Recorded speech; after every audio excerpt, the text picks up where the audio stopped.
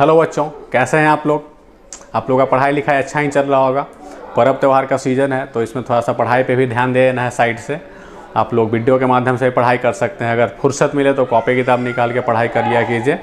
और हम आज आप लोगों को प्रायिकता के बारे में बताएंगे, जिसको इंग्लिश में लोग प्रोबेबिलिटी बोलते हैं। ये आपका बहुत ही ईजी टॉपिक है, कहीं ना कहीं देखा जाए तो।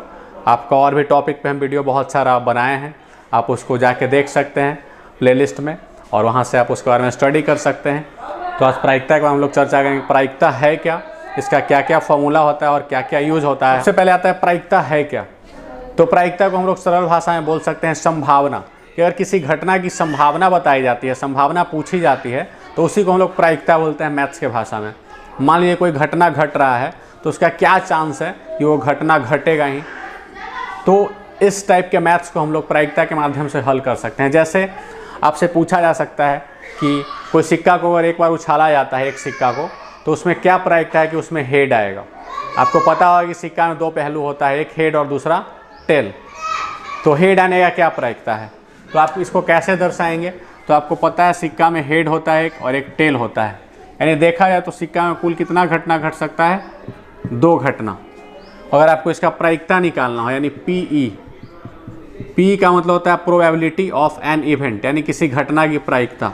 इसका फॉर्मूला है शॉर्टकट में NE/NS, यानी घटना के अनुकूल परिणामों की संख्या बटा कुल संभव परिणामों की संख्या। तो इस पर आप निकाल सकते हैं। बात अगर करते हैं हेड आने का, कि हेड आने का क्या प्रायिकता है, तो यहाँ पे देखिए हेड कितना बार आ रहा है, 1 बार। तो अनुकूल कितना हो गया, 1 घटना, और कुल घटना कितना है, 2 है। तो 1/2 इसका प्रायिकता आ जाएगा। यानी किसी सिक्का में हेड आने का क्या प्रायिकता हो गया, 1/2। इसी तरीके से आपका पासा से रिलेटेड क्वेश्चन रह सकता है। जो लोग बचपन से लूडो छक्का खेलते आए हैं, लूडो में पासा होता है ना, 1 से 6 तक लिखा हुआ अंक वाला, तो उसमें आपका बहुत तरह का क्वेश्चन आ सकता है कि पासा में 1 से लेकर 6 तक अंक होता है, 1 2 3 4 5 6। तो इसमें सम संख्या आने का क्या प्रायिकता है। अगर लूडो के पासा को हम लोग चलते हैं तो उसमें क्या प्रायिकता है कि वो सम संख्या ही आए। तो आप गौर कीजिएगा, आपको सम संख्या का परिभाषा पता होना चाहिए। परिभाषा पता होगा तभी आप इसमें निकाल पाइएगा इसका प्रायिकता, क्योंकि सम संख्या किसे कहते हैं ये आपको पता होना चाहिए। तो इसमें सम संख्या 2 है, 4 है और 6 है। तो यहाँ पे आप एनी के माध्यम से क्या पता करेंगे कि घटना के अनुकूल परिणामों की संख्या। तो 1 2 3, ये 3 सम संख्या है।